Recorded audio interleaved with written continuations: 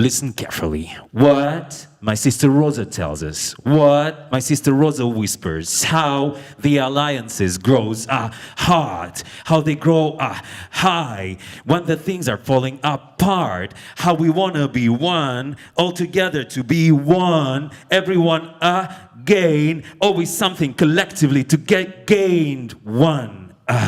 We want to tell you, hey, a little story. Hey, a little place named after a scarlet flower. Hey, remember H.C. Andersen's fairy tale? A bedtime story of a real love's glory of Kai and Gerda. Remember? Hey, there were roses on a balcony, no? Right. Those kids didn't know how to fight, right? But what did they do for their love? Right? They fought. Well, yeah, they thought it's okay that communal revolutionary love, alternative education, building radical space for possible change is so hot that it won over goddamn polar cold. And as we learned, they were right, no? So let's start our fairy tale. Once upon a time, we end up to search for a space. It was a really tiny place in the center of the town, in the middle of nowhere, right in the middle of now and here. And we tried our best to find people around, to make this noisy sound around, to bother neighbors around, to make our clear statement. We didn't hesitate, because we felt it's okay to bother neighbors around when we speak it out as loud as it won't be allowed. But the question was as following, in fact, how to build a public space, question mark, a radical place for encounter, aggregation, agitation, assembly, and arguments, in the northern emptiness, in the dark void, in the cultural capital of political amnesia, in the society that is so proud about the eternal conservative values, talking about political memory? No. Talking about history of struggle? No, no. Talking about language of comradeship? No, no, no. Talking about communities in solidarity? What the fuck is that? So, the question number one, over and over again, remained the same. How to build such a space. First, you find allies.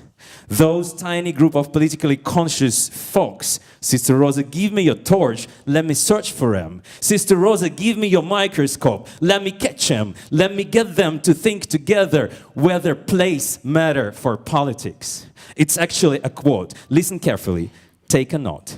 Is there something about shared physical presence that transforms or at least intensifies political changes? Changes, end of quote, period. Here comes the notion of time, period. Do you have fear of it?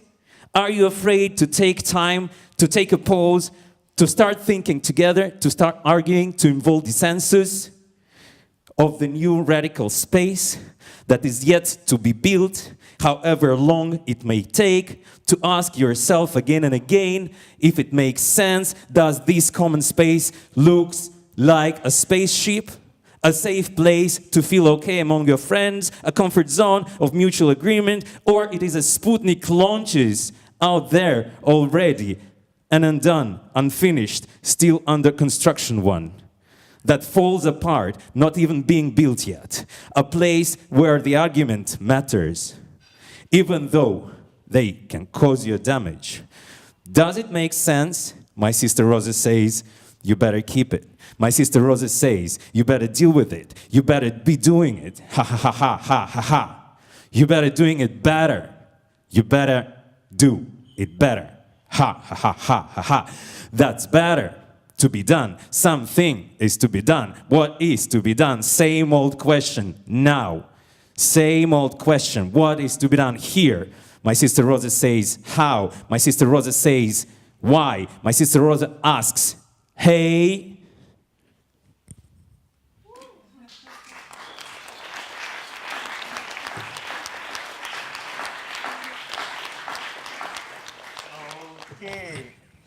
Here we continue.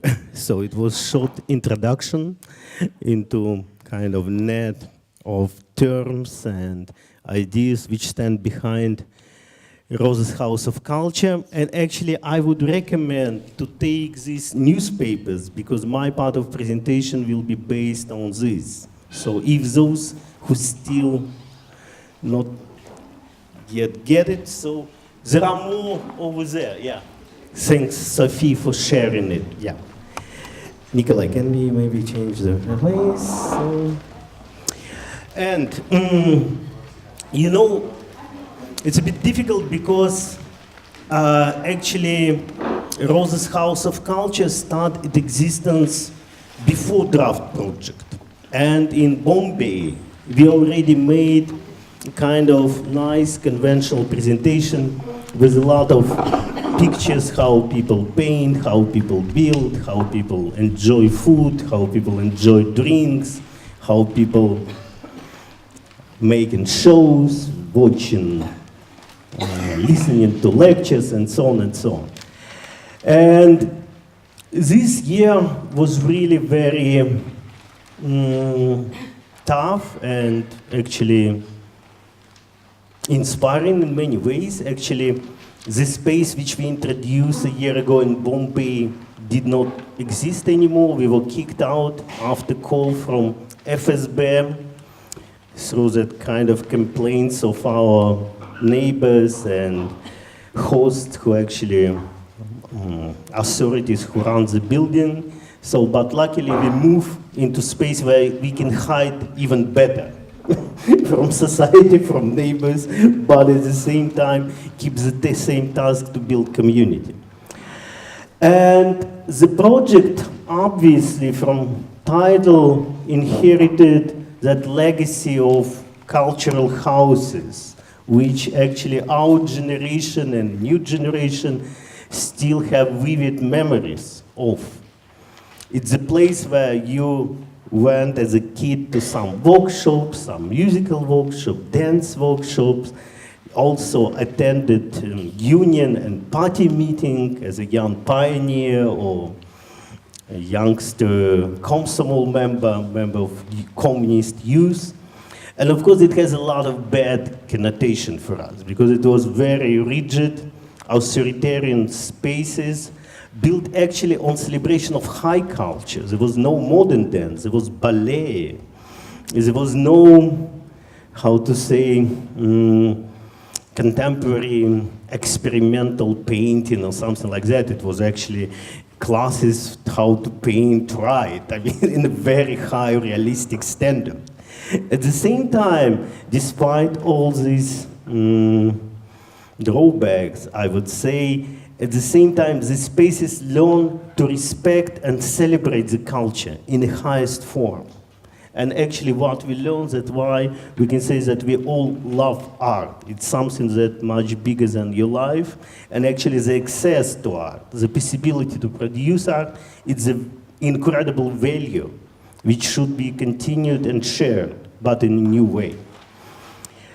And in our place, as you got that kind of official text, of course, we started to think, because there was also one very important historical observation, that the spaces that was actually created all over Soviet Union, it was more than 280,000 houses of culture, from small villages to big cities, from factories to municipalities who run them.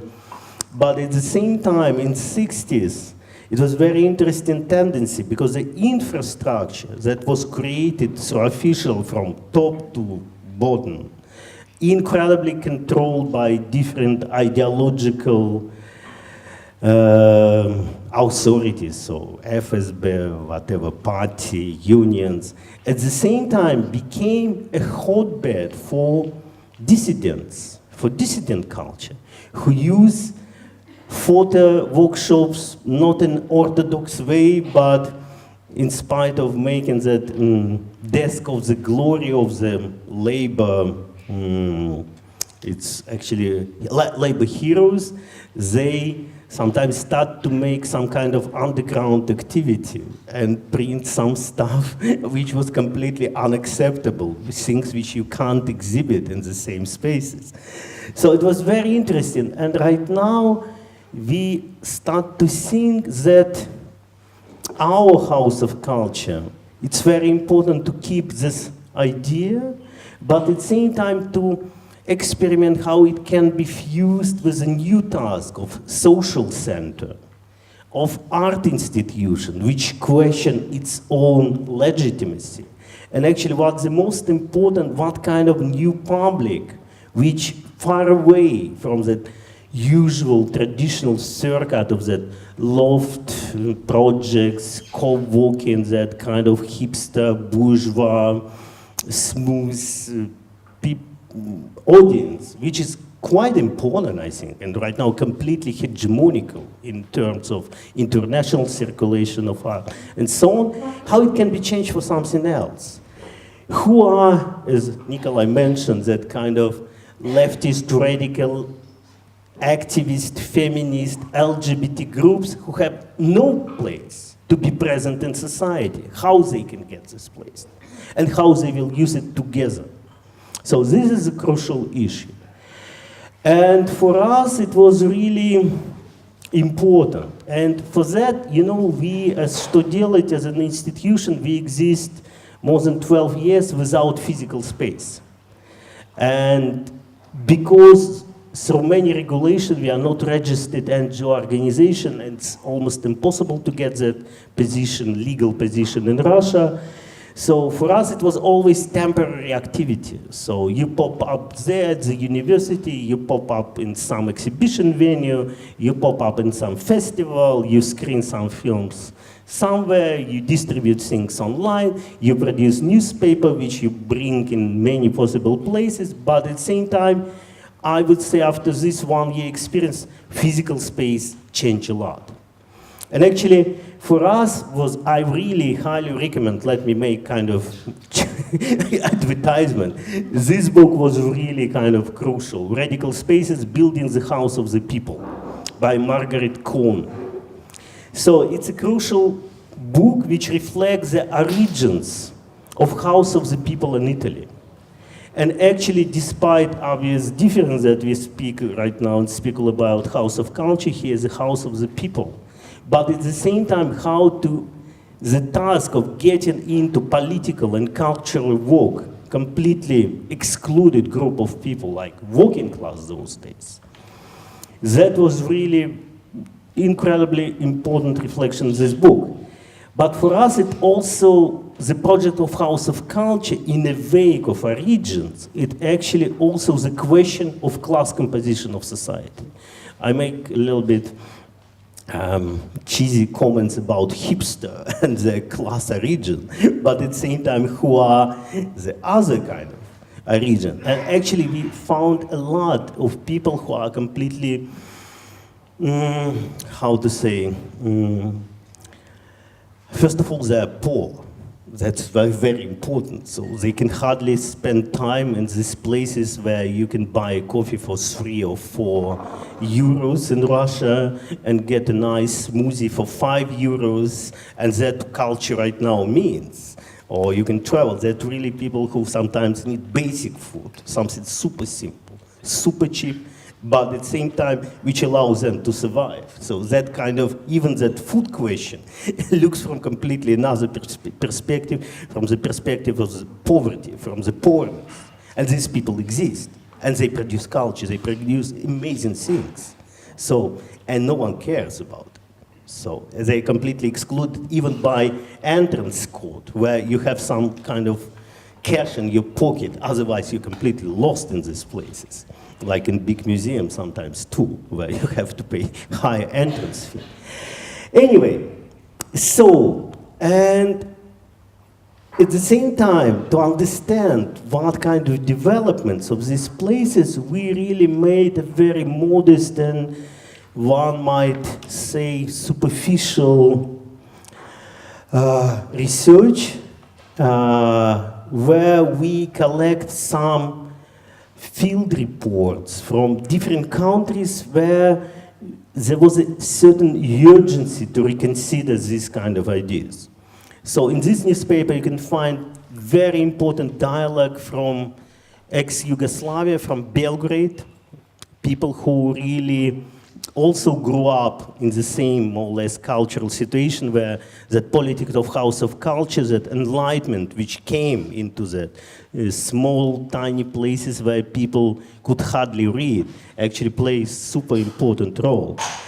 And at the same time, we got evidences from very completely different background, from social democratic Sweden, which right now also have a lot of troubles and amazing tradition with Social Democrats Party and tradition of free church, how they establish that places for underclass, so disprivileged people together to learn, to worship, to talk, and gain some political experiences. So that's certain kind of utility of this context where culture can kind of used for something else. On one hand, we as an artist could be afraid because we are far away from simple propaganda things. But at the same time, through that kind of new audiences, you learn and gains very another type of legitimacy and special way how you distribute and talk about culture and about knowledge in general, and not just knowledge, about emancipatory knowledge, which is, I think, very important. In this publication, you can also find a very interesting closing article by our friends from Alma-Ata, where Middle Asia, Kazakhstan, Kyrgyzstan, Tajikistan also right now have very weird post-colonial situation of Soviet modernity and how right now they question it. So it's actually the article which give you some insight into that situation. And we hope this modest publication give you kind of overview what inspired us, how we actually able to continue, and yeah, culture without house. It's also quite interesting because people in Middle Asia got that kind of nomadic tradition, and actually they call that red yurta. Yurta, it's around houses which can move everywhere, which very much used as actually houses of culture, or the buses with possibilities to make film projection in villages or in the middle of the desert.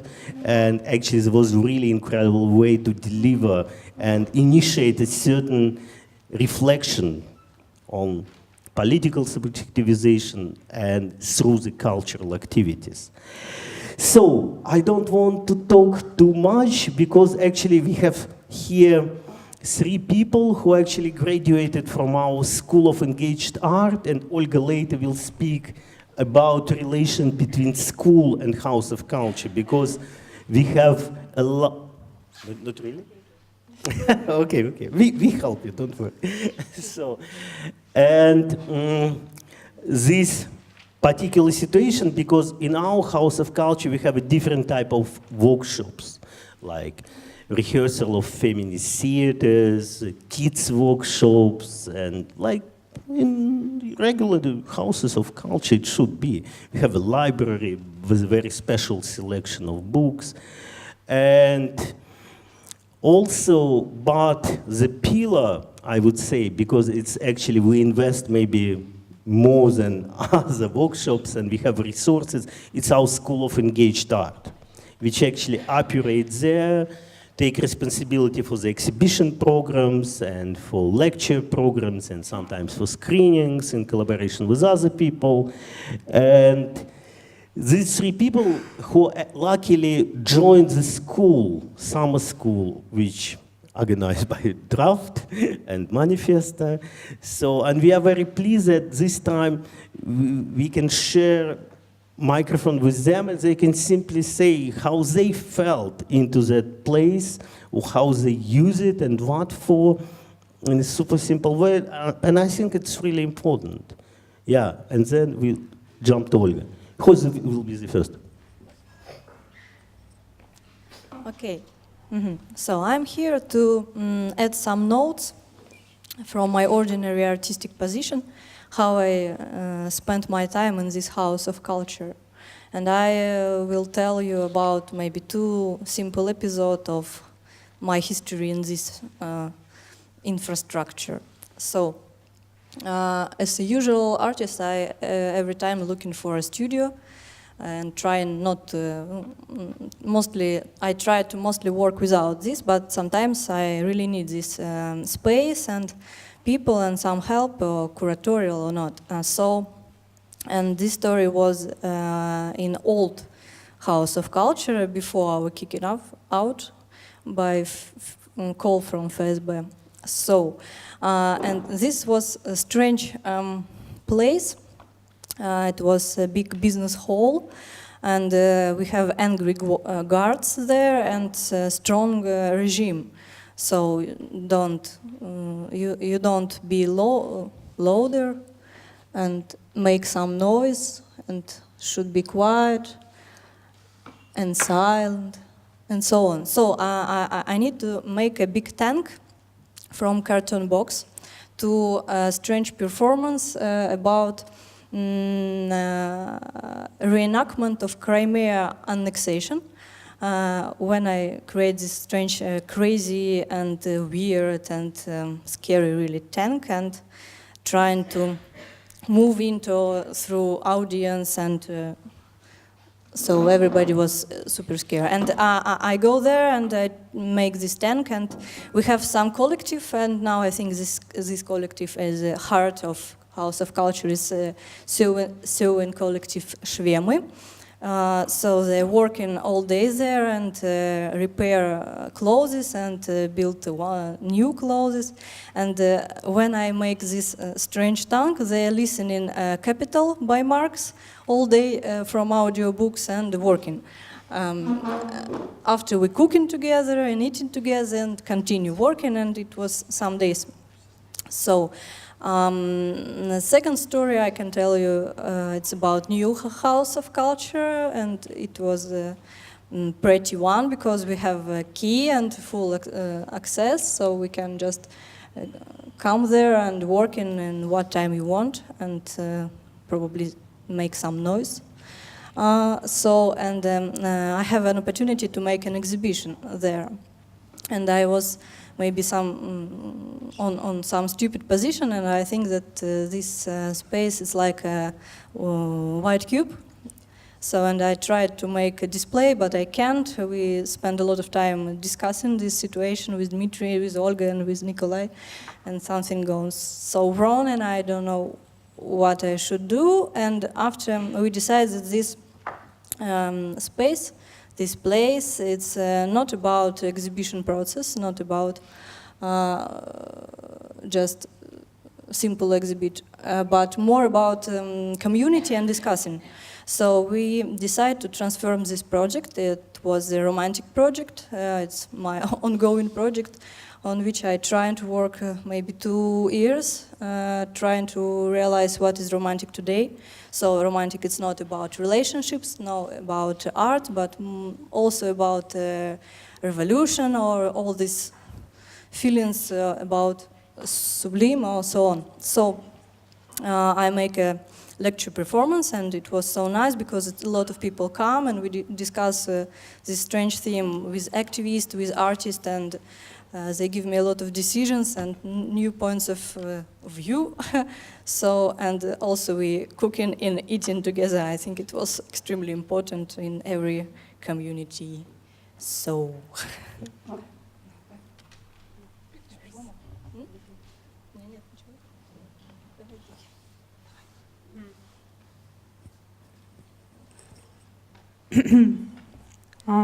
I'm poor artist, and I need space a lot.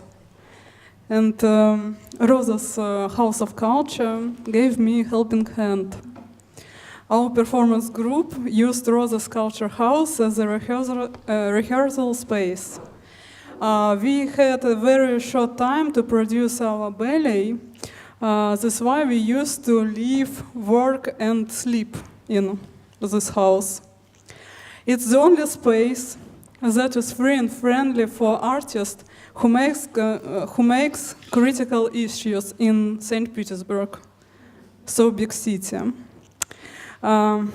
The idea of our performance was to make a ballet with people who have never danced before. We have almost lived together and always have done our common body practices and body movement trainings, laboratorium in Rosa's culture house. And this time makes us one body. We will continue with the help of Rosa's culture house as feministic theater. And it will be great to be in tradition of Soviet culture houses, to be the constant section of theater activity open for everyone who wants to take part in it. Maybe I will show you a teaser for our performance. Its name.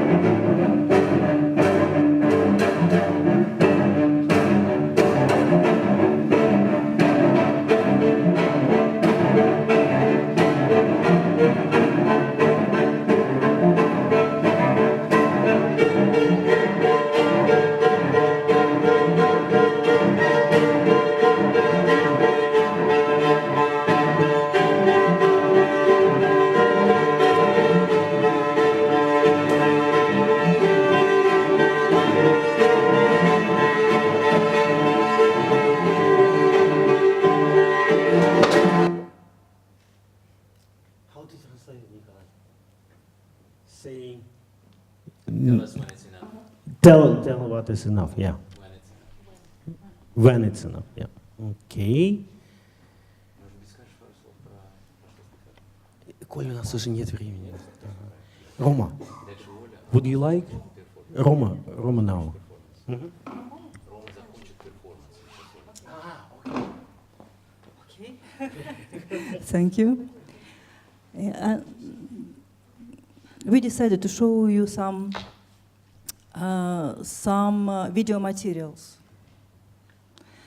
It will be part of video installation, but it is in the process and it is not done already. But we decided to share it with you because it is directly connected with what we are doing in our House of Culture. And now we are going to show and then maybe to explain something. You'd like it? No, first to show, that's a rule. First to show, then to explain.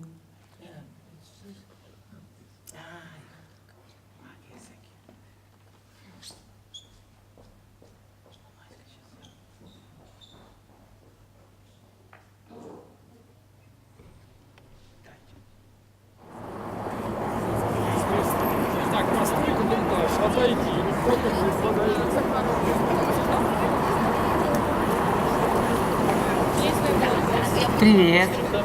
Ты проснулась? Слушай, классный плакат.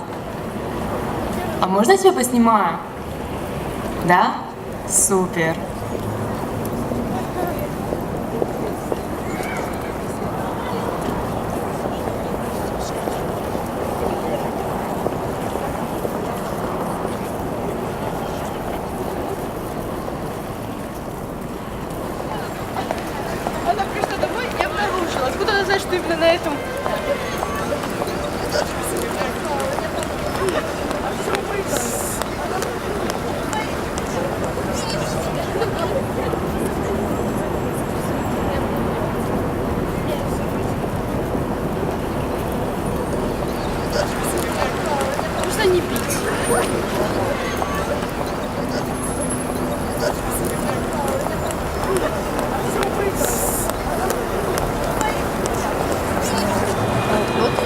это одиночный пикет. Вот и я задумалась. Типа ты против насилия в семье? Я тебя понял, я свою даму никогда не трогаю. А почему тогда тебя написано ударить? Забей, ты не шаришь.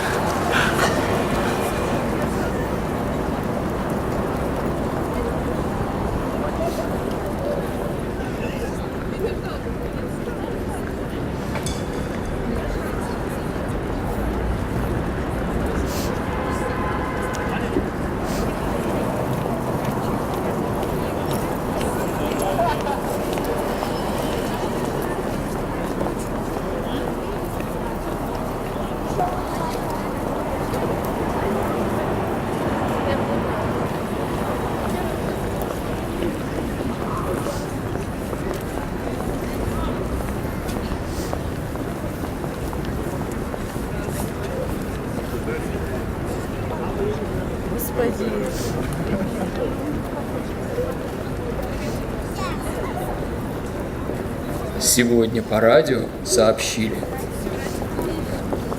что я Лёша, а я не Лёша. Я анти-Лёша.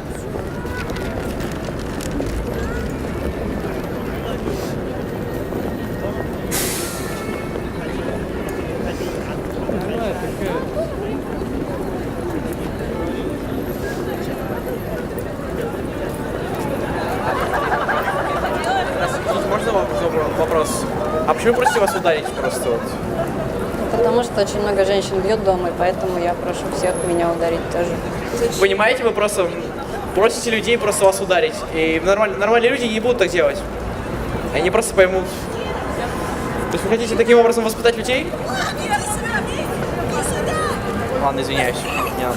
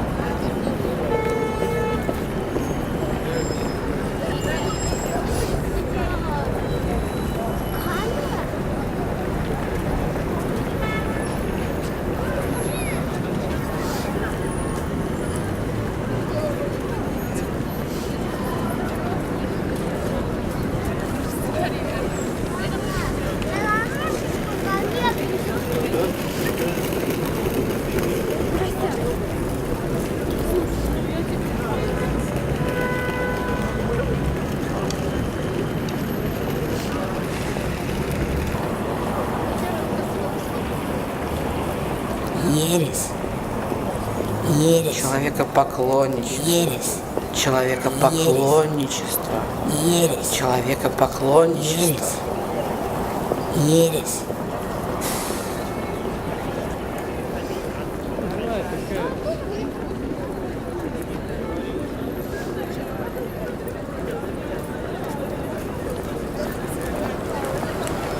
Может вас ударить?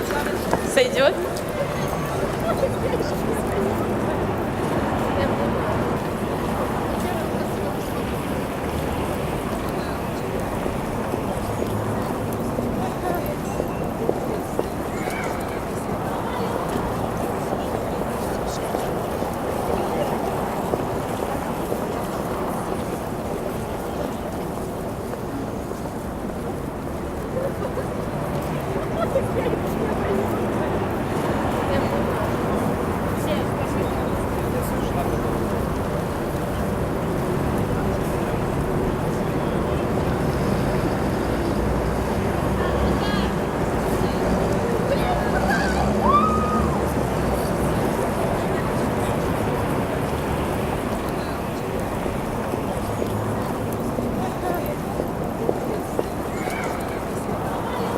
Зачем вы пялитесь на мою грудь?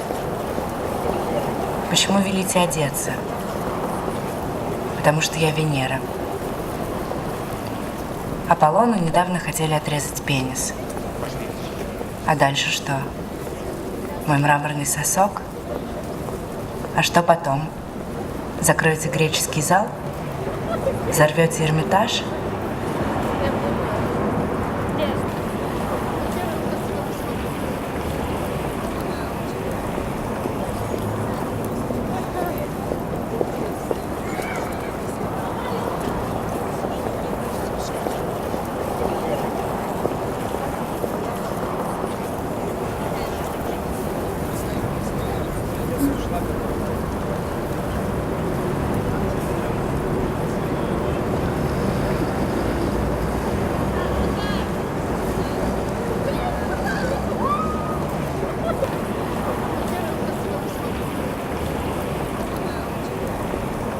Желанный гость теперь везде.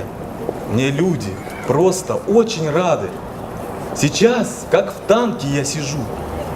Я поставщик игры «Армата».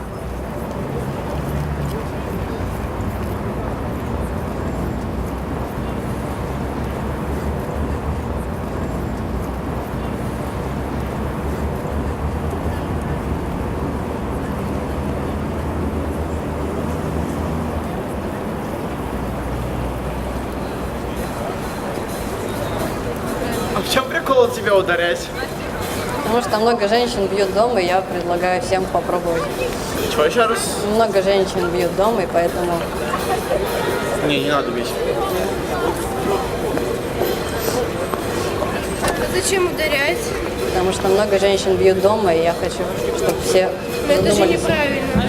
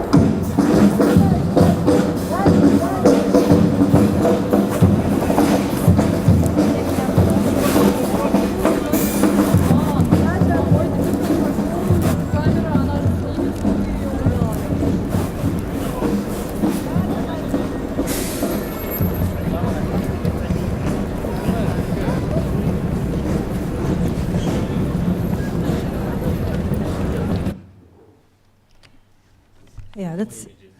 Huh?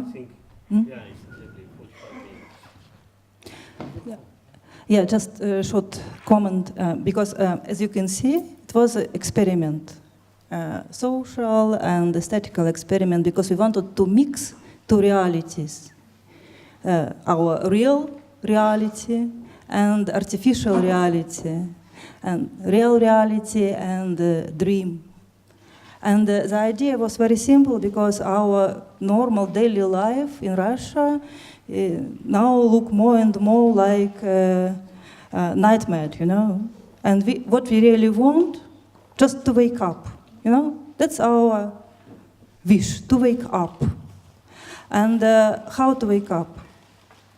Only by resistance, yeah. There is no other way. Of course, I am personally, as an artist, I can create a lot of ways to wake up, but we, in our DK, in our House of Culture, we follow this way, you know, just to resist. And that's a long story.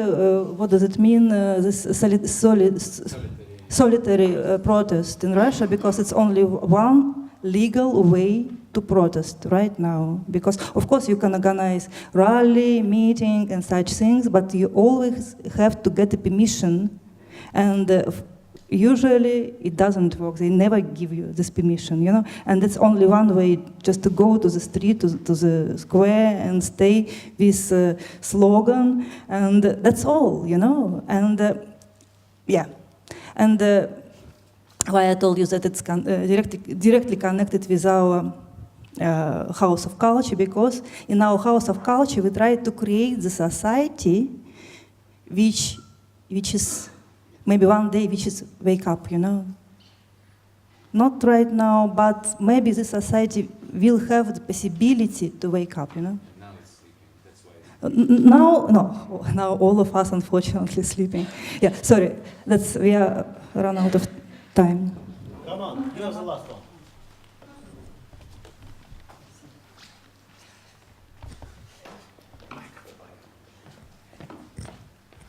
Спасибо за предоставленную... Ой, excuse me. Thank you for possibility to present me, because it's my first time in Switzerland. Very friendly people. I very like to stay on stage. How Dmitry told us, we present next generation of leftist activists in Russian. But what kind of activist? I just read. I'm trying to summer school more read soft texts. Just quote: "Art is not a mirror to hold up to reality, but a hammer with which to shape it." Attribute to Marx, Brecht, Mayakovsky. But what we are doing, what is to be done if we afraid to participate in class struggle like former generation working people, true working people from Soviet Union, early Soviet Union avant-garde houses of culture after factories to sit and we are afraid. I'm not Peter Pavlensky, I'm not hero, I'm not romantic hero. I want to just minute. I want to share my skills and knowledge with other people, but I haven't space for it because Russian institution, everybody know, very conservative, very public sphere is very narrow. What does mean house of culture for me, for my experiments, everyday practices? How Roman Osminkin, performance, poet, writer, researcher of arts, and other. I'm not ashamed. Artist is a person who overcomes sociality imposed by neoliberal circumstances, but not in favor of artistic self-expression and individual freedom, but for sociality of future, and not collectively, but communality of future. It's very important difference between public and common space. House of culture for me is common space because public space is side-by-side space. Common space is being in common space. I'm not to explain more. Just I want to finish with my own ideas, not my own, but Gramsci's ideas. Organically intellectual. No, I look like organically intellectual. That's intellectual who try to share knowledge with everybody on horizontal fundament, maybe. Okay, last my replic, and after that I am presented organically intellectual. And we shift the emphasis from the ambiguity of the artwork to the ambiguity of our own lives. Tanya Bruguera claims, we need to put urinal back in restroom there it can be out use again. No, if Duchamp origins contemporary art, but we need to urinal back come back. Artwork have to become useful practice every day. Okay, but not dissolve in life, because dissolve in life means only design or national building rhetorics of Russian patriotic style. But I'm patriotic, but just with thin shift patriotic. Okay, my texts, spontaneously text, like hip hop, because I'm against suppositive contents. No, nothing presuppositive contents, you know? I just organically intellectual came with you. Just subtitles English. Well-known Slavistic professor translate my poem. Wow. I have been in USA and presented my poem in University Yale. You know.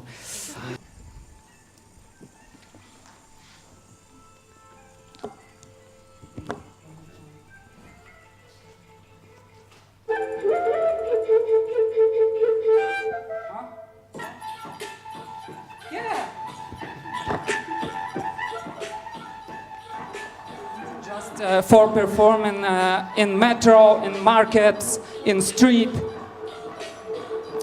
This hip hop for us, for you. Не знаешь, чем тебе заняться в жизни?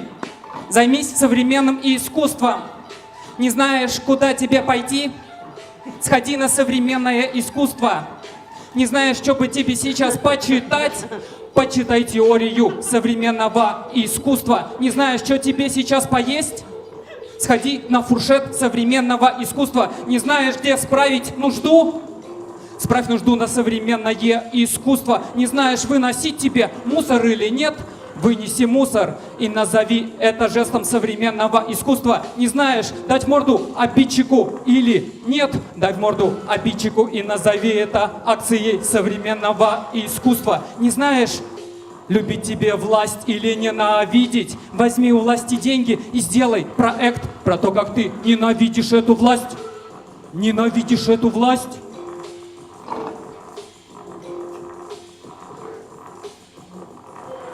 Не знаешь, где искать любовь и истину? Поищи ее на территории современного искусства. И не найдя ее там, тут же обвини современное искусство в полном отсутствии в нем любви и истины. В полном отсутствии в нем любви и истины. Оно это любит. В этом оно видит свою истину. В этом оно видит свою истину. В этом оно видит свою истину. Истину. Истину. Истину, истину, all together. Истину, истину, истину, истину. Yeah, thanks a lot.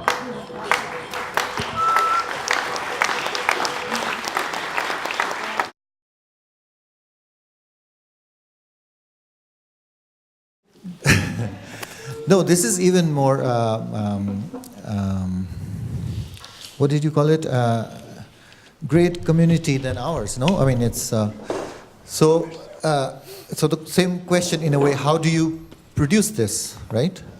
This great community, and what kind of commons are you looking for? Means, because there is this this idea that the individual person can show up in a public space and transform it, but that's not yet a common. So how do you plan to produce the common? I mean, this is just a broad question. But what are you building? Because the house disappears, and then what's the idea? Is it like a shared form of art practice? Is it something else? Is it a history that like a contemporary history of movements? Are you related to other movements? And what's the common space? I think for us, right now, speaking on that micro-political level, it's pretty clear. It's actually community and relation between singularities. So it's not about individuals, it's exactly what Roman perfectly remarked. It's not public space. It's common space, but common space, it's not like ideally in some utopian horizon can be shared by anyone. Unfortunately, we should make a lot of efforts and many decades of struggle to make it, to prove it's right. Because right now that bourgeois public sphere, which we encounter in Russia, absolutely closed for any kind of our efforts. So what you can do to shake it or infiltrate, to make long march through the institution, unfortunately, it's even not on the table in Russian political agenda. But at the same time, I wouldn't speak about Russia. It's in most countries like that. So we can't fool around that we pretend that we live in a nice democratic society. Forget it, it's fucked up. We don't know, but at the same time, for us to speak about common, it's actually to maintain that plane of imagination and everyday practice, where we can really start. And for us right now, I don't know, manifest, I saw that announcement they got 1.5 million people in Petersburg. What a joke, I mean. So for me right now, much more interesting to work with 20 people. But then, maybe it's our kind of bad heritage, because we always knew that change needs time, temporality completely different, can be half century, maybe another century. But to maintain that possibility, that seeds that could transform something here in Russia or maybe in the world, you really have to really work in another time span. And also what we learn from the history is that actually small communities really make a change, but not tomorrow, not now, in decades, I don't know, things unfortunately doesn't change so quickly in our way. And if I may add something, I would say about, again, continuing speaking about temporality and temporaneity and the notion of time that Dmitry was just speaking about. For us, it was really a gift to sustain our collective of 10 people for 12 years. So it's a long-running perspective that we keep faith to. There is like something that brings us back to the collective, whatever happened.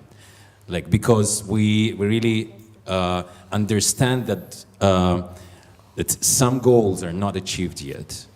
And same thing with most of the projects we try to get engaged in. And our school is the same. It's like very much relied and based on the support of the foundation of Rosa Luxemburg, right?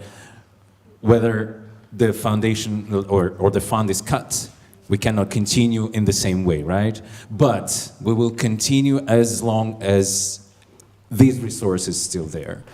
For our House of Culture, we try to build the infrastructure that would make it more self-sustainable. We really work hard on it. How it can be made in a more self-sustainable way when people are really feel and reclaim, as in your project, reclaim this space because they need it. So they really like, maybe some kind of alternative economies will get involved. We don't know yet, but we are like working exactly in this perspective. And for us, it's like really something that has to sustain.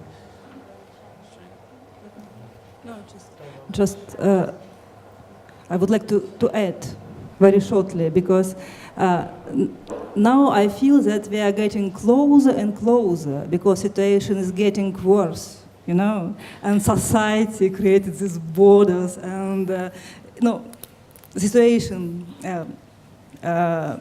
shrinks, and this is why we are closer. That's very simple, you know, very easy. Thank you. Let's keep hearing from Mumbai. If there's more from Mumbai at this point, yeah, Shaina, yeah, great. I think, and then Rupali as well. Yeah. Thank you. I have maybe two questions, and somehow the distraction of Dmitry's Facebook page that I of course couldn't understand, but it said Rosa's House of Culture, and various people who were inviting Dmitry, right? So and so invites, and there are obviously things that you have not accepted. Now, I'm not on Facebook, so I actually got to see how it works. But that's an aside, but it's also an observation to what is the threshold for entry into the House of Culture or House of Counterculture as it will be? Because Chto Delat, as you said, for 12 years is already 12 of you. And then in this moment, you were trying to produce beyond just your collective, but to build this commons. And so I'm curious, what is the threshold, right? What qualifies this counterculture, this anti-bourgeois, non-capitalist, Marxist position? How do I join, as someone in your city, this space? If I can just add to that, because it's kind of similar. I mean, how do we look at the limits of exclusion and inclusion? And that's something that we face ourselves too. I mean, there's, you get a phone call that says, somebody is using your Wi-Fi to, watch porn, and then what is, trying to draw the limits of what is public and what is usable. But in your case, it's completely the other way around, right? So then how do we kind of look at these limits of what is included, what is excluded, and how do you then produce publics out of that? That's a good question, because actually it's definitely not open to everyone. It's actually, there is some written and unwritten protocols of participation. And there are many levels of participation. There are public events where if we announce it on Facebook, it means that we really estimate if it's dangerous or not. It means that everyone can get this information. It's fine to come. As long as they behave. Of course, if Nazi would come, then will be a fight, and it could happen any moment too. So, but of course there is, or police would come. So, yeah, they're not welcome, but they don't care so much. And then, of course, there is level of deeper involvement. For example, there is regular workshops which run through the year. And people who usually, like Nasty mentioned, that's UN Cooperative. So that female initiative, but actually not exclusively female, they're open to male too, but as long, there is very hard to formulate, but at the same time, it's, I would say ideologically speaking, it's open to anyone who's ready to share a certain set of values. You don't have to be leftist to think like this. But if you act in a certain ethical way, you'll be accepted. If not, so there is also a way how to shut the door. But because it's really kind of small community right now, it's hard to talk about formalization. For example, in art world, it's pretty kind of open leftist affiliation or socialist affiliation, which completely kind of ban from any kind of press coverage by any kind of art institution or art press. Whatever we make shows, maybe some few friendly journalists will write, but in general, art public will not visit it. It's also very interesting, because here people a lot speculate about art public corrupted, art public not corrupted. Internationally, it's a little bit different story. Actually, we can talk about this too, but House of Culture, it's pretty local initiative, and actually, you got this newspaper, which is in double in English and Russian, but actually, if you follow our Facebook, it's mostly Russian, and we actually don't feel that urgency to translate. We translate some general information or some major events, but other regular everyday activities run in Russian, and it's fine. Of course, we got sometimes presentation in English too, but at the same time, it's for local community. That's the issue of language is pretty important, I would say.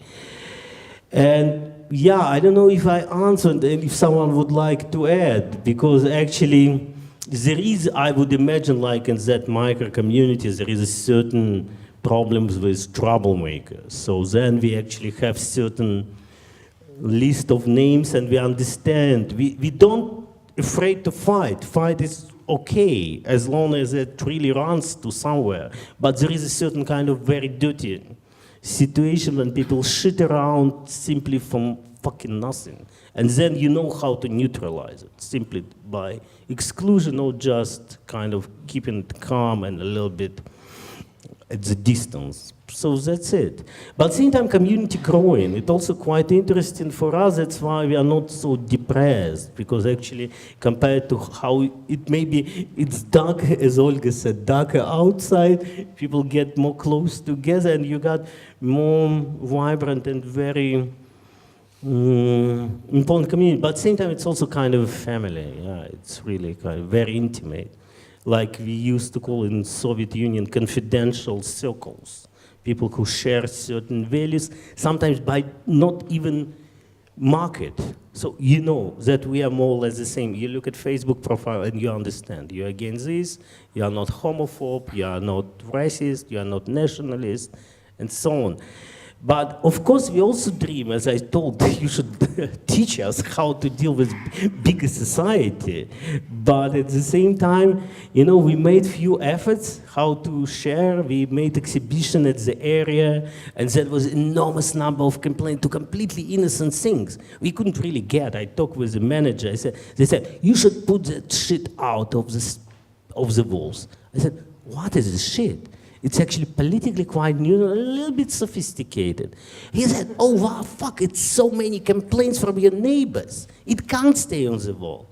It was nice photographs, actually, from my point of view. Museum quality, you know, or performance happenings, and some people complain. Or you put some kind of stuff there. So it's permanent. So you really, that was also our situation, that it's not about embracing everyone. It's about hiding, regrouping, exactly what Nancy Fraser was speculating about, counter-public sphere. And it's the only place which we know. Internationally, it's another story, but yeah. I cannot, no. Yes, it's working. So I can add maybe 2 notes about this. This place have some special popularity. And I know about a lot of cases when in one day we have a lot of events and a lot of people really want to come and make something, but sometimes it's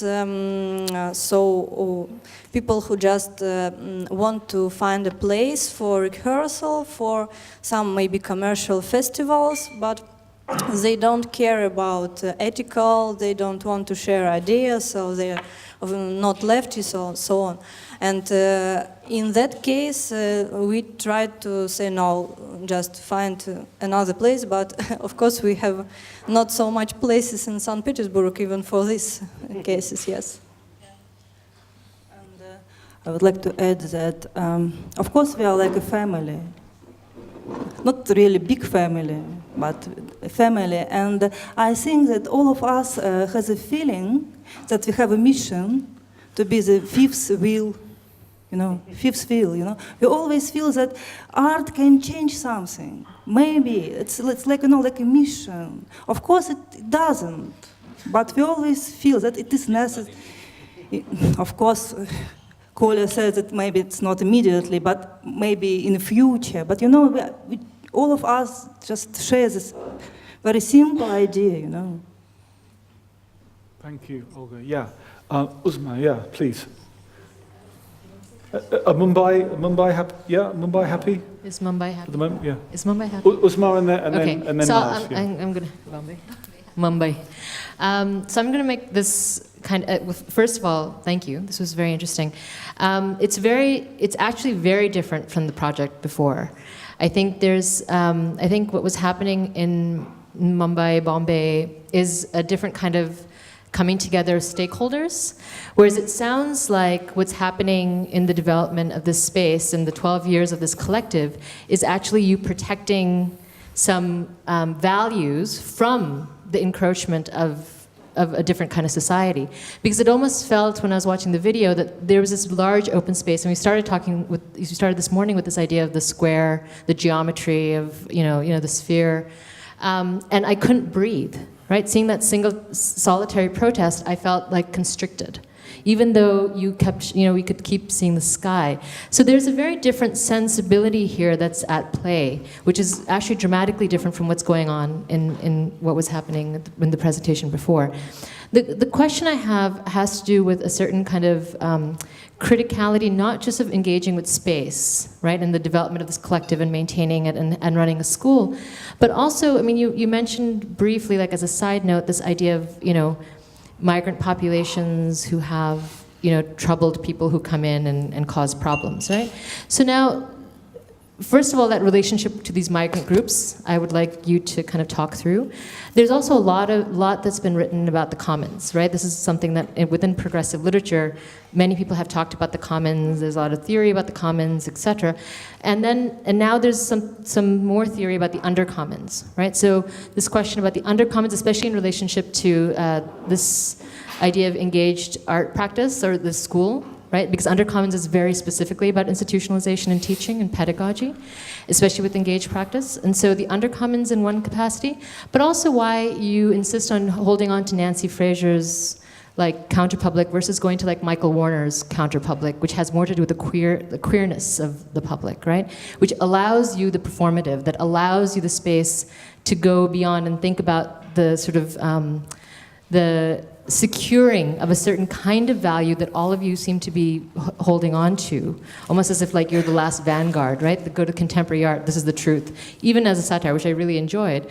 But it's still this holding on to something that the rest of society is not interested in you holding on to, right? So to kind of talk about it in those ways. I know that was quite a bit, but I'm just curious, especially about the migrants, because I find this to be very problematic. Actually, we should really differentiate, because the situation in Europe with migration is quite different in situation in Russia. For example, what we experience that it's migration from Middle Asia, Kyrgyzstan, Kazakhstan, Tajikistan, very much maybe related to that situation with Britain and ex-colonies, where it was Pakistani people and all that got the special rights to come. And actually in Russia, right now, it's really one of the few countries, I think, next after US, with a more or less, first of all, biggest migrant population, but at the same time with a kind of open border. It's not like Schengen. You need a visa, you apply, then you get visa for 5 days, and that's it. In Russia, people from these republics, from ex-Soviet Union, can come any moment, stay for 3 months and leave. And because of corruption, it's very easy to get any type of paper for a relatively modest price, which economically proves their possibilities to work and send money back home.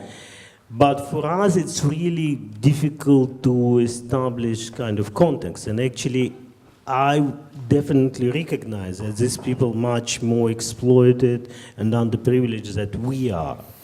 But at the same time, okay, let's speak frankly, it's communities which so far away from the ideas which we talk about. And actually, we create, let's say, I hate this idea of safe space where homosexuals can come hand in hand. And I'm not sure that some other people... I know, but actually, Iraq, our best friends who actually right now, most of them left the countries and right now in asylum, in refugee status in Paris and London and so on. But unfortunately, maybe like in UK, it takes few generations when kind of that new kind of queer culture of migrant population, which we definitely celebrate. With normal people, we really keep, I don't mind if they're homophobe, but we can talk about something substantial. So how you survive and so on. Or maybe they have very bad ideas about feminism and they maybe not treated women equally. But we can talk, we can share food. Yeah, but at a certain moment I know there is a limit. Yeah? Yeah, and then religion. So actually, we interviewed a few days ago the priest and in Norway, and he said incredibly important thing. Look, we are people of religion. We share very few differences. So Christian, Muslim, Jews, Buddhist, we understand each other. The problem is atheists.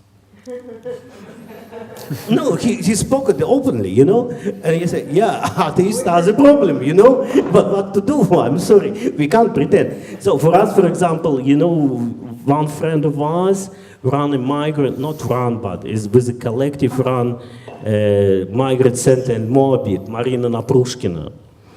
And actually, I'm speaking openly. We are quite shocked because she said, you know, here is a Muslim law. If it's Friday, people don't work. There is a Ramadan. You don't allow to bring this food. We say, yeah, it's fine. It's great respect.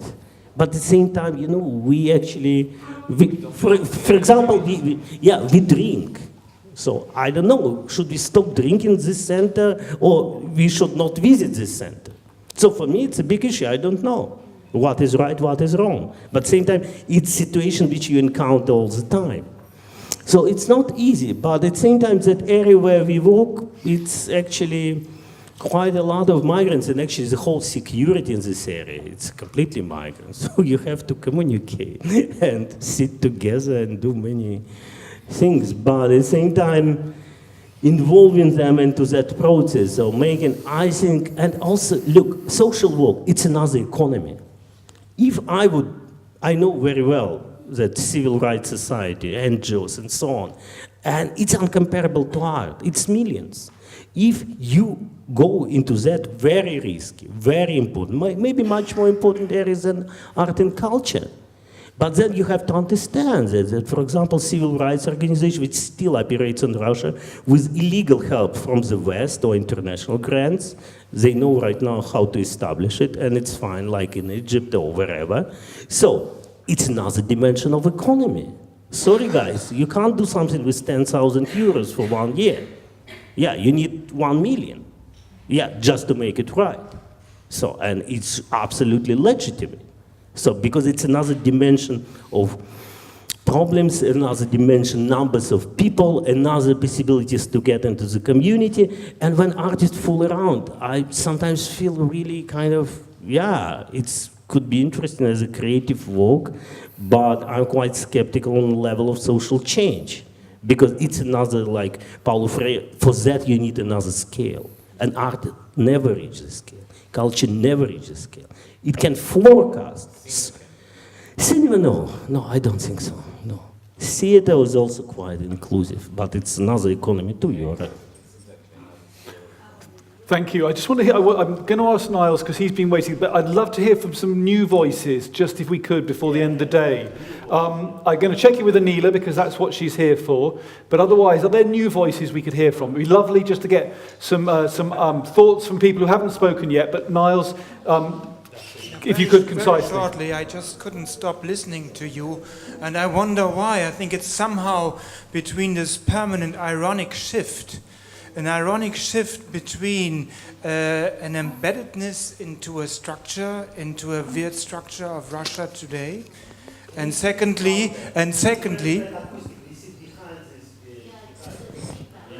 what should I do?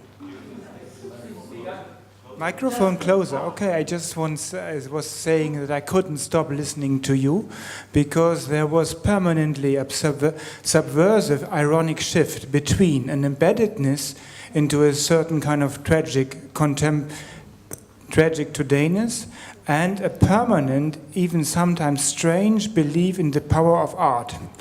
But I think somehow this is important on another level, in the sense that I have the feeling that you are somehow productively trapped between a historic past of art, of avant-gardistic movement, also in the structure of your house, the idea that art can change through ballet, through painting, through poetry. And on the other hand, you are somehow facing and permanently producing a wall that is the contemporary art practice to which you are also against. So somehow I see your practice trapped and productively trapped between the history of the heroic Russian artistic past and a critique of the today contemporary rich art practice. And I wonder if you would like to, if you agree with this, or if you find a special paradigmatic productivity in this. Thank you. I hope it's the last option which you suggest. At the same time, yeah, you're right, there is a certain kind of contradiction, and actually I think we are in contemporary art very much follow the dissident practices, because we raise such an issues which no one from our field would not dare to speak about. For example, the role of sublime in or contemporary tragedy. I was talk with today, ask question to Guatemala, because for us it's a central issue. And actually, it's not Soviet issues. It's for us much more stronger ties to Greek tragedy, which we found very much inspiring. It's not trapping us. It's actually opening up a lot of possibilities. And actually, also, I don't like so much speculating if it's really that old-fashioned, that kind of old school, better to say, kind of tradition. At the same time, you know, we walk through that process of actualizations. So for us, that art always have very important historical references. So without it, you can hardly produce whatever in any fluid, flexible way we can call art.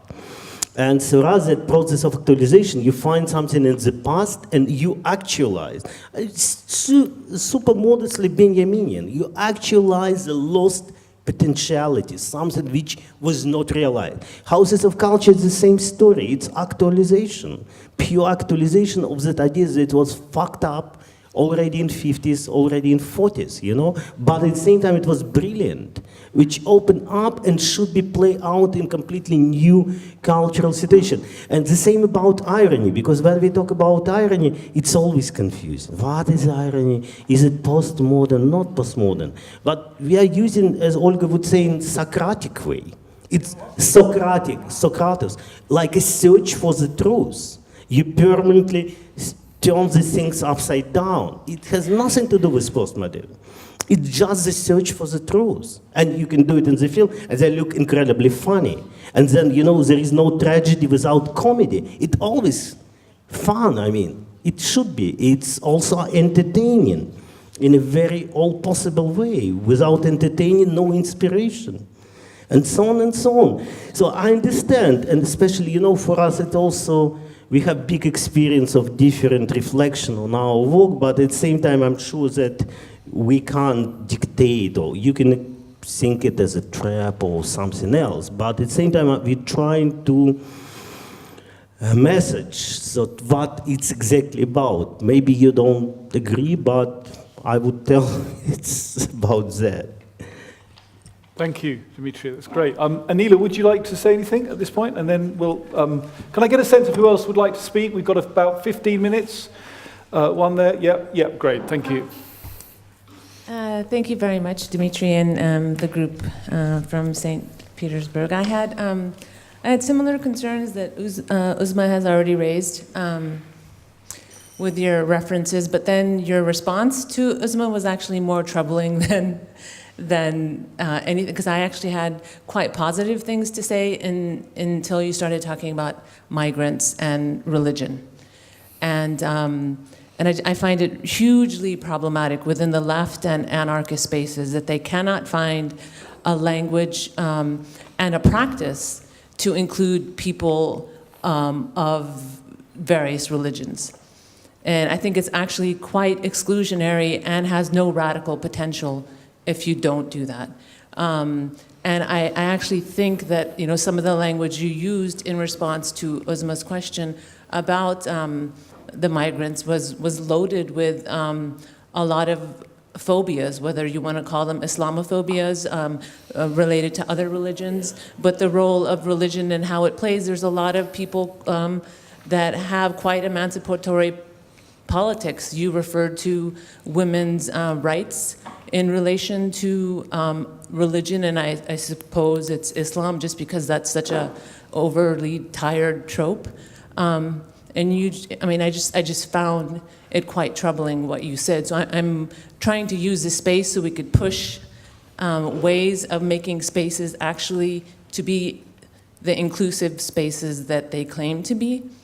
And by having that relationship to religion and people who align with, there's a lot of emancipatory left politics, and people of faith have a lot of emancipatory left politics. And I just think it's a huge thing, not only in what you said, but in terms of how we're trying to constitute what is a politics. That's just such an old school, exclusionary idea of radical politics. Thank you, Anila. Can we have a response? Yeah. Gareth, my question is related, so maybe the response. Okay, hold on. Yeah, is it directly related? Very directly. Okay, if you want to get that, and then we'll go to the. It's very short. It's just also an observation to not just your response, but to some things you said before Uzma's question came. And it was the use of the word shit, and I don't have a problem with the word, but first it was the migrants make shit, and then a little while, you did. I'd heard it. I did. The problem with the migrants and yes, and then later the art as well with the state. Okay. Then maybe I heard it wrong. But what I sense also was St. Petersburg is probably at this moment, and correct me if I'm wrong, the state clampdown on LGBT queer space is ridiculously immense. And from what I understand with your performance, the feminist body, the female body rather, and the domestic violence is at its height.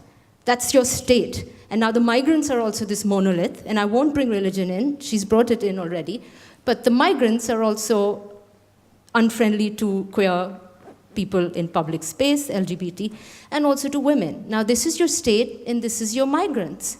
And you're against both, right? So, I mean, it was just an observation where there's a mirror right there with the state and. Okay, thank you. The two, yeah. Okay. It's very clear. Both of your statements and both of your comments are very, very relevant.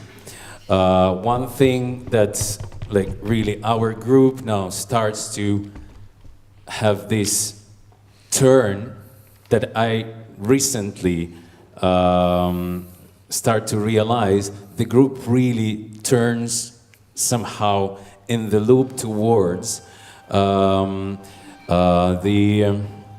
theology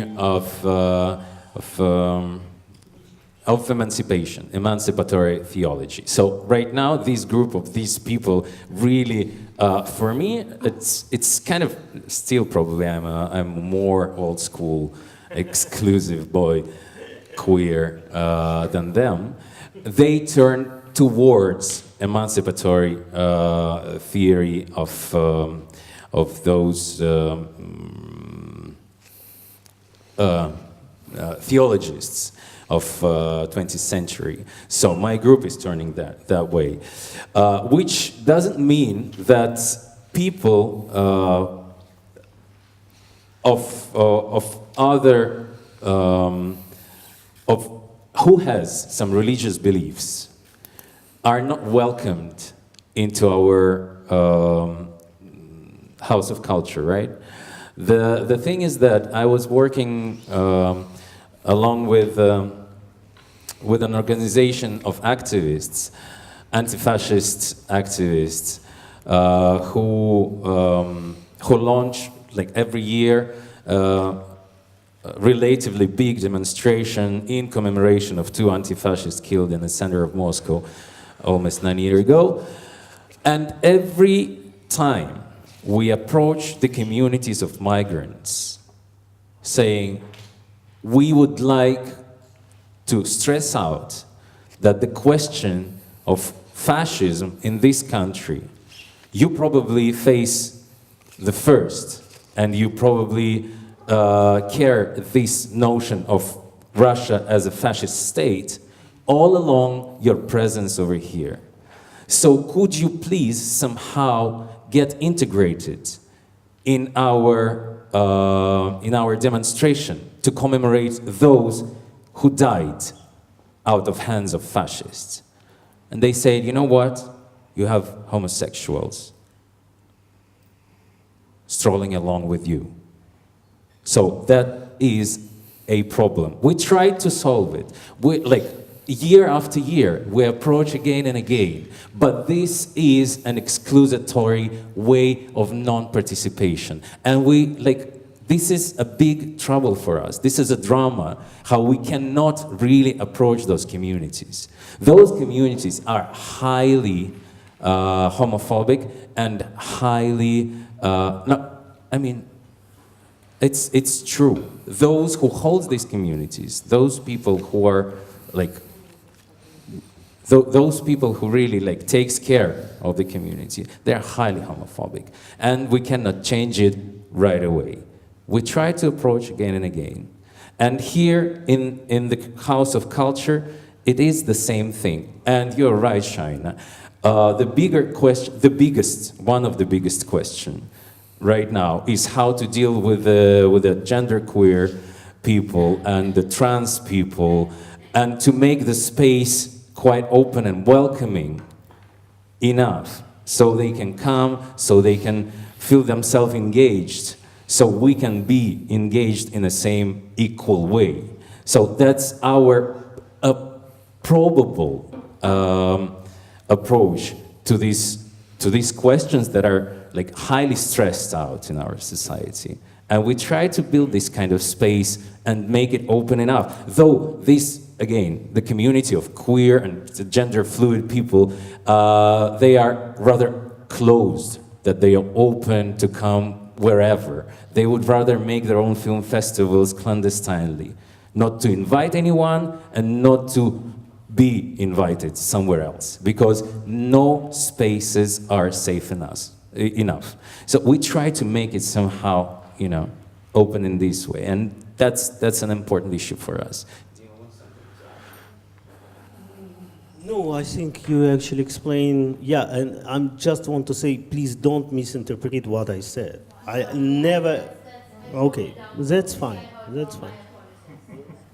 Okay, thank you very much. So it was an important exchange, good exchange, I think. There were two more comments. Gentleman at the back, and then the gentleman here's gone. I think he's gone, is he? Anyway, he might come back.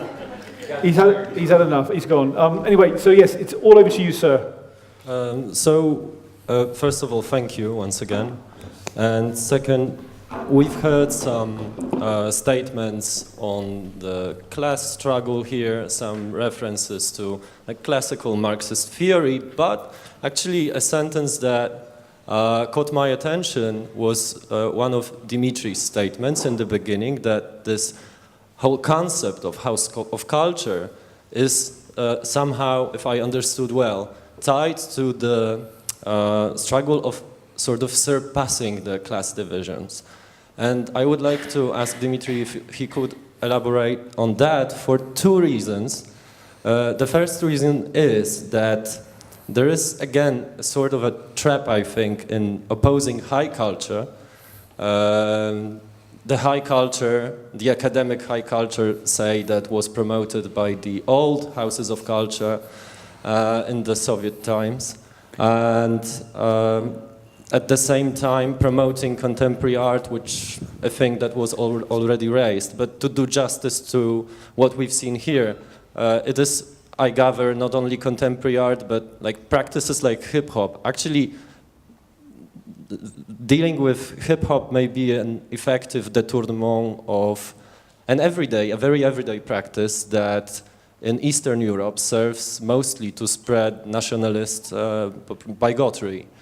That is the case also in Poland, so I like that practice very much.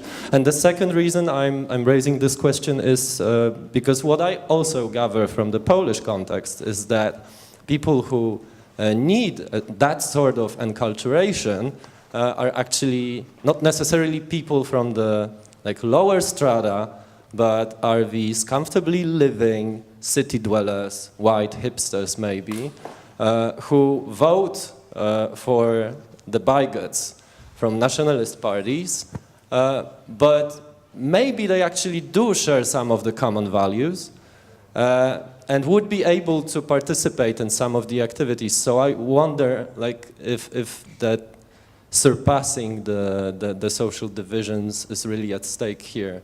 so creating some sort of like a transversal community. Yeah. Anyone? Dmitry? Because I think it was also kind of misreading, because I didn't tell transpassing class division, but actually it's about questioning a new class composition.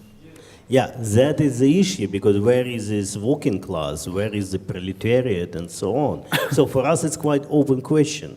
But at the same time we'll see that aside from kind of middle class, that petit bourgeois consensus on culture in a very critical and sometimes radical way, there is another group of societies which can go further. And actually, I wouldn't say they don't have a voice. Actually, this kind of public sphere in the West is quite open to whatever voices. But at the same time, in Russia, it's a bit different. And at the same time, for us, we'll see that, for example, that proletarization of middle class, which happened everywhere, which kind of class consciousness which people gain. Here it's a lot at stake, I would say. The same with the migrants. I think that through migration, there are a lot of subjective transformation is happening. And we'll see again what will be next generation, two generation. But at the same time, we should create a certain culture which would appeal to society in many different ways and targeting different groups. So it's really big issues. So about hip hop, I don't know, I think it's kind of open signifier. It can be fascist hip hop, it can be leftist hip hop. You know, Nikolay, you'd like it? But it's not much. Conservative. I mean, obviously I have to get this role of reclaiming hip-hop, reclaiming the roots of hip-hop being a part of the popular, very precarious, very poor culture in the beginning. Again, actualization of hip-hop. And it's like, it's not a hip-hop as such, it's a lame poetry. So, I mean, in my case, it's like this and that, and the awkward rhyme, the lame rhyme is, for me, kind of one of the things signifies this uncertain turn towards liberation of even the highly valued and the overproduced practice of hip-hop of today, whatever it is. And hip-hop is not the kind of, it's not only mainstream culture. Wherever you go, like the poetry and even this kind of simplified way of speaking with rhymes is still relevant for me, I guess.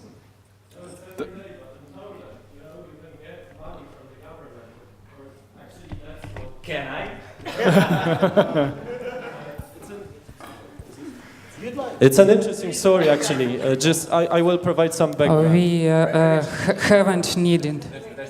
I will just provide some background because, of course, it's an do everyday, keep it brief if you could. Yeah, it's thank an you. everyday practice and not a high practice. But then, what our previous Polish government did, this so-called liberal government did, was they didn't recognize the power of this everyday cultural practice. And actually, some hip-hop artists got money from the Ministry of Culture to produce albums with patriotic content. And you can imagine what the patriotic content was. And then you had the new election, and perhaps it was a shoot in the foot on the side of the previous government, but like, it's pretty ironic. We have to be critical to the cultural practice as such, and to any. Yeah. Still. No. Thank you. We have to critical cultural practice as such, but we haven't needing to reclaim hip-hop from grassroots folks red-wing movements, because in Russian many nationalist people use not only hip-hop but this common form of cultural politics, state cultural politics, reinterpret media and everyday practice in their interest, in their goals. But hip hop is only media. We can to use every media for our practices. That's why. Just later. Thank you very much. We're going to Dmitry very briefly, and then we have our gentlemen's back, and then we're going to close with Kwatomok. Yeah, thank you. Okay, let's first talk gentlemen, because I would like to make hold that very important close. Gentleman's back, he's back, so we're delighted to hear from you. Thank you. Thank you. I just wanted to, I had the impression that there was some kind of, maybe some kind of conflicts between the different receptions of what the House of Culture is there for, between Russia and Mumbai, maybe because, after all, Russia is not a democratic society. So when you have the theory of the right hand and the left hand of the state, the left hand of the state in Russia right now is pretty redundatory, I think, right now. So I would like to, before putting this opposition, like opening this conflict zone, I would rather like to ask if you see, because obviously in the West, I think maybe it's the same in India. I don't know too much about it. Art tends to be transcended into social work, and there's like a big sector of social work, and you can transcend art practices into social work, and this works. How is it with the House of Culture? Do you see possibilities to open the practices, the House of Culture, to different actors within civil society? So maybe you could just expand on that, where there are zones of activity where House of Culture is opened to other parts of civil society, as rudimentary as it is right now in Russia, I guess. Could you elaborate on that? Okay, thank you. Yeah, and Kwatomok, yeah, please. I was going to make a point that is similar, but it goes on this line, that I think that we are having a problem by not noticing that in the quest we are involved, we are sometimes demanding of our efforts a certain almost juridical character that is necessary to discuss. It is something that is implicit but is not necessarily there. And somehow I'm going to suggest that it would be possible to understand the type of House of Culture that Chto is doing more akin to the figure of a club and the sense of what club or workers' club or the artists' club meant as precisely a space of privacy that has to do with a certain exclusionary character and is protecting a certain form of privilege or practice. And therefore, the club is defined by the fact that only members are allowed. And somehow, the fact that the Bombay initiative aren't there is not properly an institution of art, but it's an art project that is undertaking the production of a space of cultural transmission that has educational and social intentions, but it's away from the notion of creating cultural products in the bourgeois classical notion of art.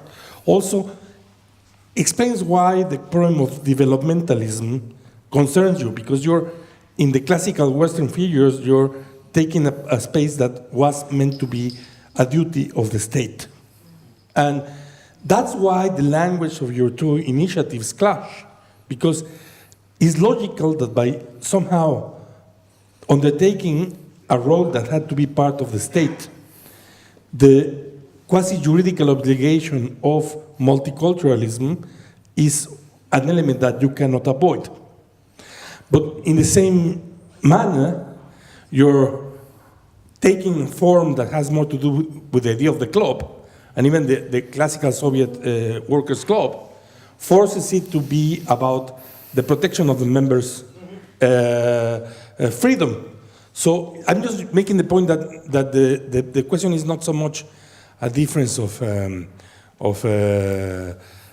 cultural, national conditions, but the kind of institutions that you are crafting, and the fact that because we cannot produce any longer the classical forms, the forms that we are trying to develop happen to be unclear, and we probably need to accept that. I mean, one moves from having to practice independently to be in a museum position as I am now, and suddenly one is not clear on which are the limits of one's own agenda within that institution, and again, that has to do with this difficulty in defining the borders. Anyway. Thank you very much. Dmitry, would you like to close? Nikolay, just anything to say before we close, just to catch up? I would like to make very important comment because I see the tension about that migrants and so on. First of all, I would like to say very simply that we stay for very radical equality that undifferentiate conservatism. When I was talking from the beginning, it was actually a harsh critique of Russian society.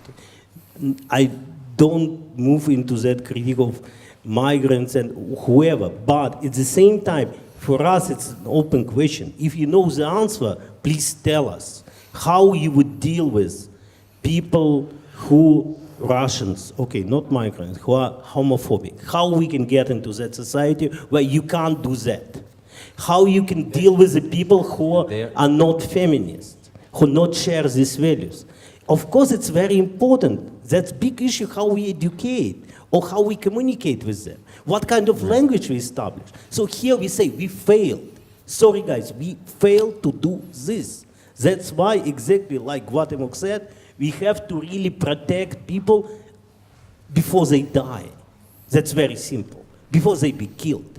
And provide them not a space to survive, but also develop certain values which we stand for. And other things, maybe you know how to deal with it. I'm sorry, I really need your advice and navigation. So we failed in this way. But you also said that it was possible to have food, and I mean, it depends on what deal means. No? It depends on what deal means here. Are you talking about letting people into the space? Yeah.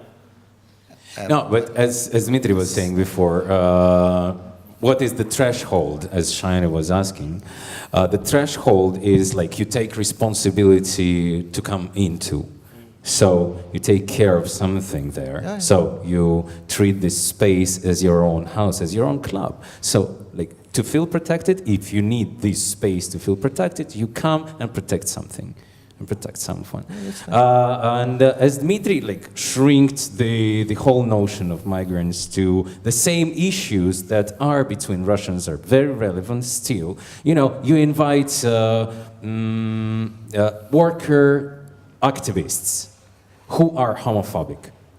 You start to deal with that first. You know what? This space invites also those different communities that you probably against yourself. But entering this space, you have to deal with it yourself. We can help you with that. So you're welcome as a worker. You're welcome as a migrant. But mind the thing, that probably the gap is too tiny. Thank you. Christoph's, yeah. I have just a question about the status of the school. You run School of Against Art, because you speak also about counter-publics. And it's just a question about information because I don't know it. Is your School of Engaged Art a real, let's say, provocation for the State University in the Arts in St. Petersburg? And in what extent? I mean, do you really build up a counter-public which could be a danger or questions the State University, and to what extent? How can you tell us what's happening so I can follow maybe a few threads? You know, it depends what you call provocation. Of course it's provocation because our curriculum is so far away from any kind of official, legitimate curriculum in Russia. But it has also influence there? Excuse me? If it would be a provocation, then they would maybe also include it in their program. That's what usually happens. They do it? You know, first of all, you explain that the way how public sphere and works with criticality in the West, how you accommodated and included. So in Russia, it's the public sphere based on principle of exclusion. If you have something marginal, it should be silent, shut up, and repressed, first of all. Then you'll see that maybe authority will see maybe we open a little bit of that vapor and people can speak a little bit more freely in official forums, but I'm very skeptical about it. And our curriculum for the school, it's quite radically different even from Western art academies, I would say. Not only for Russians, and for us it's very important. But at the same time, we'll see, and actually it's about positive. Here I'm contradict myself, because sometimes you can see in change in less than 3 years. So we right now have 3 generations of people of the school hanging around in artistic communities, because a lot of the in activist communities, in feminist circle, and you see the change. So how it really, first of all, in change of numbers. So it's also, you know, what is important about art, it's compared to social struggle. The numbers is completely limited. In social struggle, you need thousands of people, you need millions. In arts field, you need 20 people and you make a change. You know, if they are committed and they really can stand. And then, especially in Petersburg, it's 6 million city. But the art community, it's about 150 people. So if your graduates are already more than 50 people, you are real power in some way. And people hate you because these people stand for the values which they don't accept. Because they always treated us that we're not doing art, our theory is stupid, and all Westerners who support it is just like a joke, you know, because we are anti-Putin and anti-state and blah, blah, blah. This is a political game. So they don't really understand that the value, because we think that we produce some kind of art which make difference. That's important for us. Not just because we are anti-Putin. Many people anti-Putin who give a shit about it, you know. So that's the thing, you know. But at the same time, I think in cultural war, ideological war, this kind of opposition, that's real kind of field of struggle, I think it's possible. And even you have tactical shiftness of the field. Thank you very, very much. We're going to hear from Ashok now, if you would like to. The last minute, we're in injury time in football terms. Would no, please, because we did. I'm sorry, not now. We can't now. Yeah. Ashok, do you want to say? No. I was just. This is the final statement. Now we have to finish. Yeah. Yeah. No, we're going to say about the performance. Don't worry. Yeah, Rohit.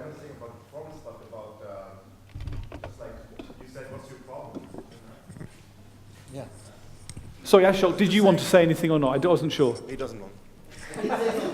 Yeah, okay, both of you super. No, I was just like talking about this migrant and racism issue. I mean, your political analysis was, okay, Russia is a fascist state, fascist society, or something like that. You said that. And you said that perhaps migrants are some of the most people who are suffering most from it. So, from this analysis, it must be part of your political action. Otherwise, you're not like very, it doesn't make sense. This is one thing. And the other thing is like you already gave the answer, or find the right allies, you know? Don't talk to the migrant ethnic entrepreneurs. No, there are counter-publics in migrant organizations and communities too. So you have to find them. But first, we have to also change the mindset. The mindset could not be, they are the others, we can help them to be part of our club. No, when this is the analysis, you have to say we have to change our counterculture. That means you have to find the right people. And perhaps you will find Sufi people from Central Asia who have a total different kind of feminist politics than the Sunni people from I don't know where, Chechnya or so. So you have to find the right people, and you have to get engaged in all these questions. And this is not something that you can help others to enter, but this is part of your community building project and project of new ethics. So, I mean, and this, I think you have all the answers, but the question is where to find these people, where to aggregate this kind of knowledge and sensitivity. But I think this is like one of the most important avenues to go. Otherwise, you lose some kind of credibility or like power even. No? No, absolutely, absolutely, and that's the perspective of the House of Culture, to find allies, to find more, to get engaged more in the struggle of solidarity, and to get people invited into our activities and to share activities. You are right, absolutely, and this is our path. And some of our people who are not here, unfortunately, today, they're actually digging that. Meanwhile, because Lois, for example, those anarchists, you can say or divide anarchists in St. Petersburg and in Moscow, progressive ones and non-progressive ones, right? So there are anarchist groups, just imagine groups of anarchists that seriously are programmed as homophobic groups. Like, really. It's unimaginable elsewhere, but in Russia.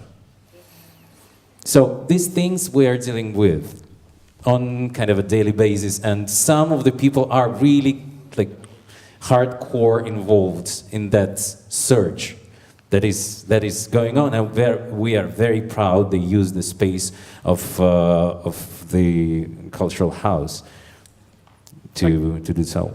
Thank you, Nikolay. We hope.